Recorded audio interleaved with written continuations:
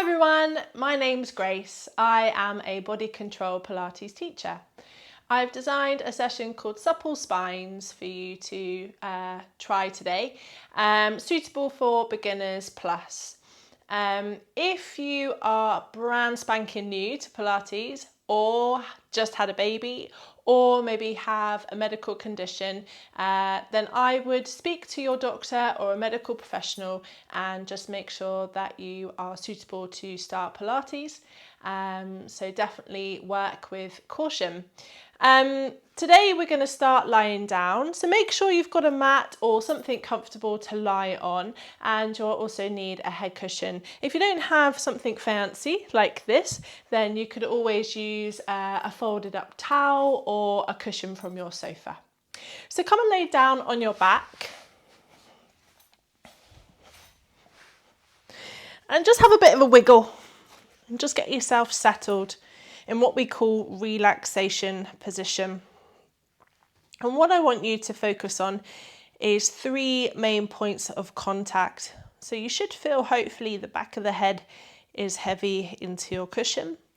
The widest part of your rib cage is settling down. And the back of the pelvis, what we call the sacrum, so the flattest part of your pelvis, is heavy. Notice through those 3 points if there's any sort of gripping or tension appearing, maybe through your bottom or thighs, maybe through your neck or shoulders. And just take a big breath in for me. And as you breathe out, just let all that tension melt away. Okay, from here we're going to discover our neutral pelvis and neutral spine, something we work a lot with in Pilates. So if you place your hands onto your pelvis and have a little feel as to your structure, we want to think about our bones. And from here, start to notice the bony parts of your hips. If you imagine that they had torchlights on, we're looking for those torchlights to be pointing directly up to the ceiling. So let's do a little exercise to achieve that. It's called the compass. I'd like you to tilt the pelvis towards you so the lower back is gently flattening into the floor. And if you're doing that, you'll find that your hip bones, your torch lights, will be shining slightly towards you. Return and then see if you can go the opposite way, which may increase the arch in your lower back, and the hip bones are moving away from you. Those torch lights will be shining slightly away from you. And go again. So we're going to tilt towards you. Think of that as north on a compass, and then tilt away from you, south on your compass. North and south, just rocking between those 2 points, feeling the pelvis tilt accordingly. Let's try and rest somewhere in the middle of those 2 points, where again your sacrum is flat to the mat, your hip bones are pointing directly up to the ceiling. And if we put the heel of your hand on those hip bones and created a triangle shape, it would run parallel to the floor. So we haven't tipped in any direction. Now, hopefully you've discovered that, which means you found your neutral pelvis. And in doing so, you may become aware of the curve in your back. Everybody's shape is different through their spine. So just kind of embrace that curve. But if you find it uncomfortable, then obviously come out of that neutral position slightly until your body gets used to it. So we've got that little curve in the lower back, a sense of heaviness in the rib cage, and maybe some space and lengthening in the neck. So we imagine our spine as like a letter S shape. So we're keeping those curves rather than trying to flatten it out. So staying with the pelvis, we move into the pelvic clock. I'd like you to tilt the pelvis towards you to that north position, and now see if you can circle your pelvis round so that one hip is becoming heavier or maybe lower into the mat than the other one. Move the pelvis to south, so again we've created that little arch in your lower back. Round to the other side, so the other hip is becoming heavy, and back up to north. Go again in the same direction. So if you imagine that you've got a clock face on the back of your pelvis, you are pressing down onto each number. Avoid trying to let the legs get involved too much. And we've got one more circle in this direction. When you're back up into your north, reverse it. allowing the pelvis just to move, which in turn just gives the lower back a chance to find some lengthening. Maybe even a bit of massage is appearing. We've got one last circle to do. When you're back into that north position, resettle the pelvis to its neutral. So again, sacrum flat, hip bones pointing up to the ceiling, and you'll find that little bit of arch appeared in the lower back. Okay, let's bring our focus up to the neck. And I'd like you just to gently turn the head from one side to the other. Bring one ear directly down to your cushion, other ear up to the ceiling, and go the other way.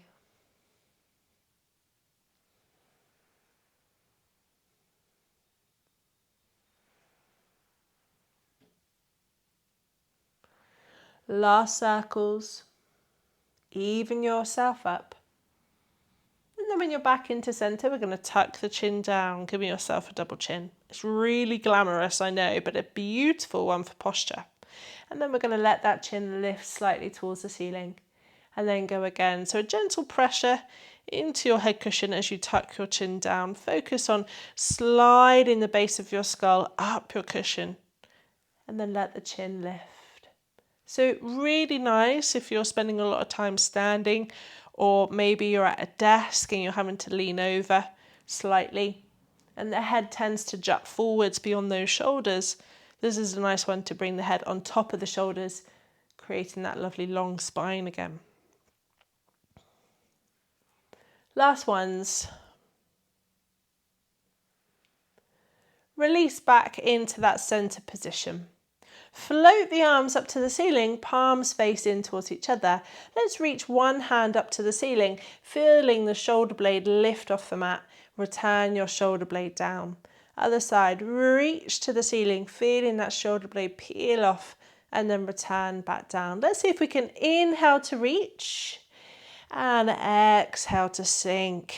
And again, inhale to reach, exhale to sink. One more on each side. Inhale. And exhale, last one. And exhale. From here, we're going to split the arms, one forwards, one backwards. Neither arm touches the floor. They're both super straight. Inhale to return up to the ceiling. Exhale to split. So this is backstroke arms, a lovely one to mobilize those shoulders.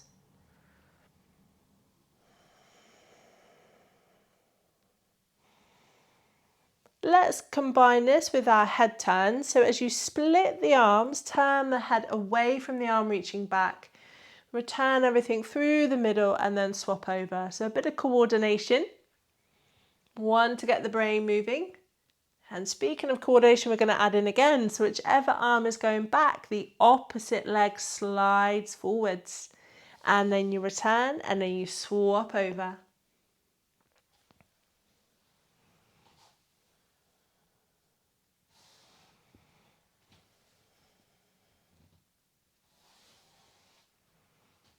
Last ones on each side. Even yourself up. Then bring those arms down and let's just focus on the hips. So we're going to let one knee open out to the side and then return that knee in and repeat on the other side.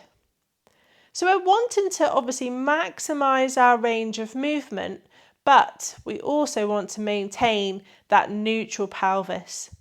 So if you need to plop your hands on the tops of your hips and have a little feel as to whether you're rocking, or maybe just tuck them in slightly here. You may feel the weight change if you're dropping that pelvis with the knee.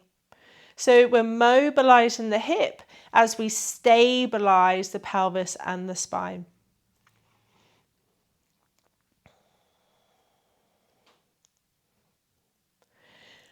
Even yourself up with your knee drops and then try both knees at the same time, going as wide as you can. And because they're both working, it'll be super even and balanced, so you'll find that your range has increased. And then exhale to return. Let's inhale to open, gaining as much range into those hips, and exhale to close. And again.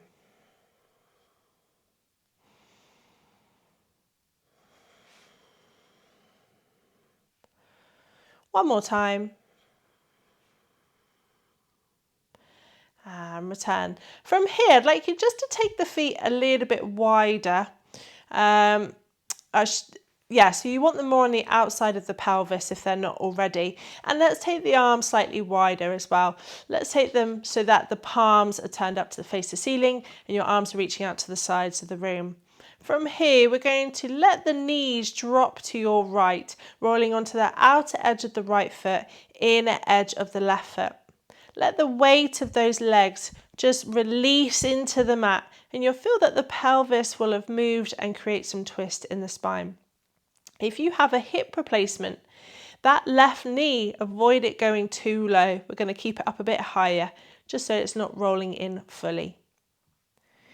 You're going to inhale to hold your position and then exhale to swap over, sending the knees over to the left, rolling onto the outer edge of the left foot, inner edge of the right foot.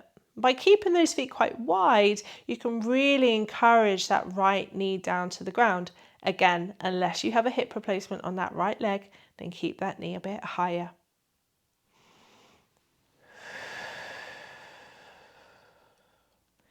Inhale to hold, exhale to move. So we're just starting to get some release around the lower back, using the weight of our legs to help.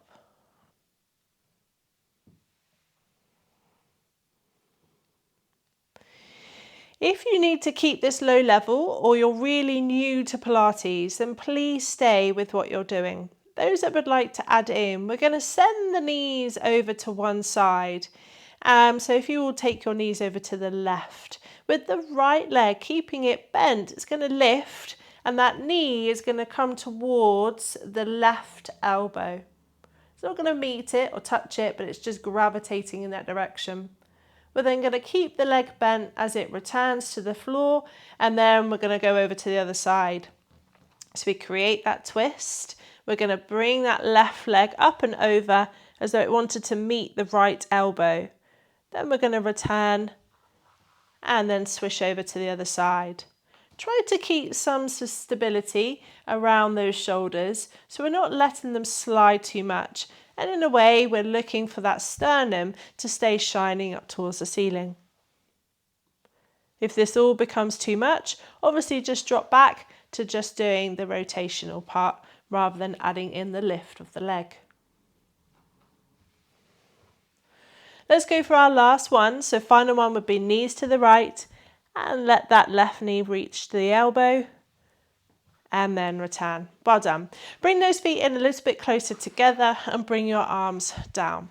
From here, I'd like you to lift your right leg up into what's called a single knee fold position. Our aim is to let the thigh bone be in a vertical plane. From here, we're going to try and reach the foot to the ceiling and push the heel up. So you may feel some stretch in those hamstrings. Release, and this time bend the knee fully, trying to squeeze your calf to the back of your thigh, but try to keep the thigh bone vertical. Go again on the same leg. Push the heel up and then bend to return. So we're getting knee mobility, ankle mobility, a hamstring stretch, which is going to set us up for the next set of exercises.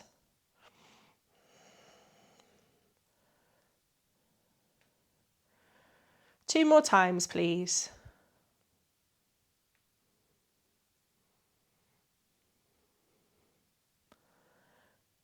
After your last one, pop the foot down, lift your other leg to a single knee fold, reach to the ceiling, push the heel up, and then bend the knee fully. Now, when you lengthen the leg, just notice that neutral pelvis and spine again. If your hamstring is tight and you're flattening your back, a bit of lift off the bottom, then just resettle the pelvis and spine down again and maybe stop when you've got a little bend in the knee. So we're always looking for that relationship to be between stability and mobility. If something's moving, something else will be remaining still. And here we're looking for thigh bone, pelvis and spine to stay still.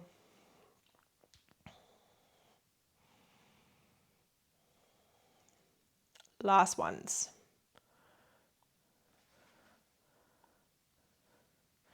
and then pop the foot down. Okay, so we're going to work into what's called a spine curl. We're going to make it progressive. So I'd like you to take a breath in for preparation. As you breathe out, tilt your pelvis to north so your lower back is flattening into the mat. And then gradually start to lift your bottom off the floor, peeling your lower back off the ground. But let's try and keep the rib cage down, so about halfway up. Breathe in to hold your position. Breathe out to sink each section of your spine into the ground. Pelvis becomes heavy and releases back to a neutral position. Let's go to the same point again. So exhale, tilt the pelvis towards you. Draw belly button down towards the spine. Push through the feet to help you lift and stop when you feel like you're on your rib cage. Breathe in to hold and breathe out to roll back down. So this is a sequential movement for the spine. We're peeling off each section, bone by bone by bone. Each vertebrae has its little moment to lift, and it's the same on its return. So we're going to do one more to that same halfway point. Keep pushing equally through both feet. Kneecaps are shining forwards. We're not letting those legs go out wide, and you may find that your bottom is switching on. So from here, you could stay with this or now make it a bit bigger. So we tilt the pelvis towards you and we're going to peel each section. Then you can continue up a little bit higher so that you reach the bottom tips of your shoulder blades, which should be a strong diagonal line between shoulder, hip and knee. And then you're going to spine curl down. So try and keep your hips up for longer now. Delay that movement there as you lay each vertebrae into the mat, with your pelvis being the last thing. And then you're ready to go again. So we're going to inhale, exhale, tilt the pelvis, draw that tummy down to the spine, peel each bit off, find that top line, breathe in to hold and then breathe out to roll back down. And again.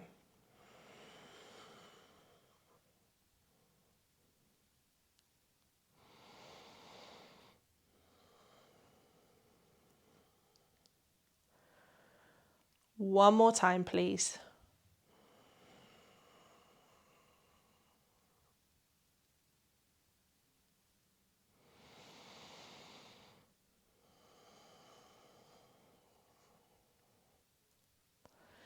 And sink that pelvis down. Well done. From here, we're going to move into some hip rolls. So for this one, I'd like you to squeeze your legs together. The legs are now one unit. Take your arms again slightly wider with your palms turned up to face the ceiling.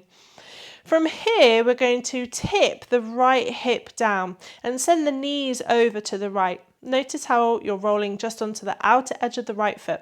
The left foot comes off the floor entirely, so the ankles are together, big toes are next door to each other. We're going to twist through the spine and stop before we feel any sort of shift or lift from the left shoulder blade. Breathe in to hold your rotation, breathe out to return. Now, a bit like the spine curl, I want you to try and bring each part of your spine back onto the mat before the next. So the legs are actually the last thing back into the center. So take a breath in. As you breathe out, tip the left hip down and send the knees over. It's not a case of trying to get the knees to touch the floor. They're going to end up probably at about a 45-degree angle if we've done it correctly. And those legs should be at the same angle and line as each other. This hip will be going up and over. Breathe in to hold your twist and breathe out to return. And we're going to draw the rib cage back, then the waist, then the pelvis, and the legs are coming along for the ride. And then go again. So this exercise is designed to mobilize your spine in rotation.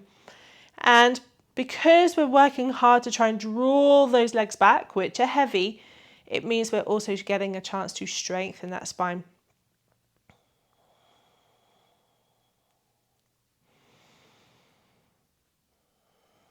Now, if you're new to Pilates, please stay with this exercise. Those that would like a little bit more work, we're going to hip roll over to the side. Then we're going to inhale, straighten the top leg, still keeping those knees pinned together.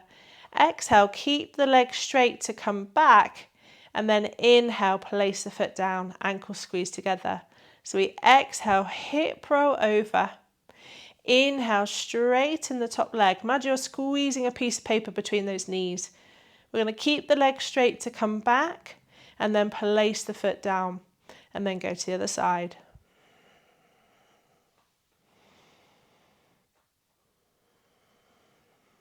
So just by adding a little long lever to this exercise, it's just going to help challenge the stability you're trying to maintain when you're over in your twist. It's very easy for us to drop a little bit more into the ground and lose that control over the exercise. Coming up to our last one.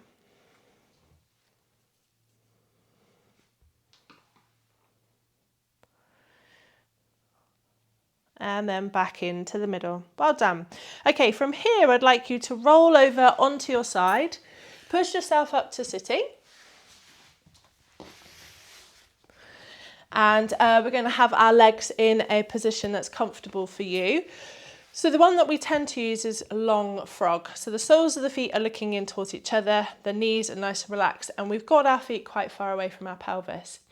If you find sitting on the floor just super uncomfortable, you could get a couple of books, so something like this height you'll need, and then sit on that on the floor, and it will just bring your pelvis up slightly higher than your ankles, which can take the tension out of the hips here and your lower back.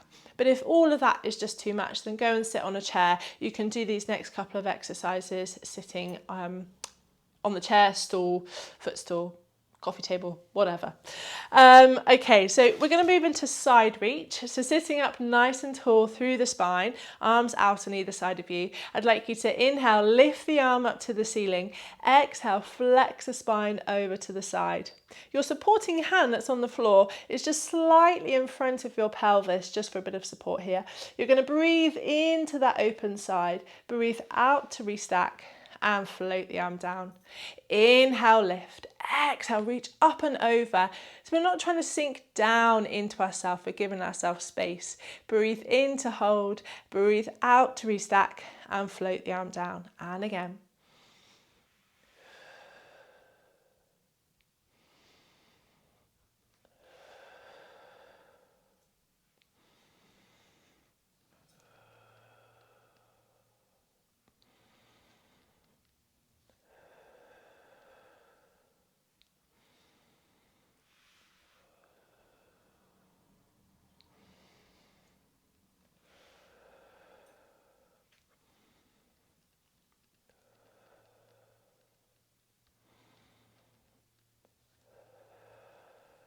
One more time on each side.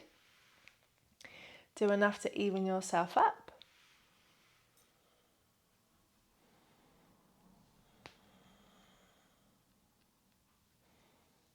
Well done. From here, just roll those shoulders. Nice big juicy rolls. And the other way.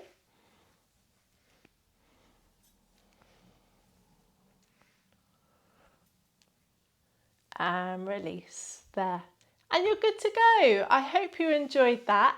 That's one small snippet of Supple Spines. And you can link this with the next section or treat it as a standalone. I hope you enjoyed it. Any questions, then just pass them my way. Thank you very much for joining. Take care. Bye.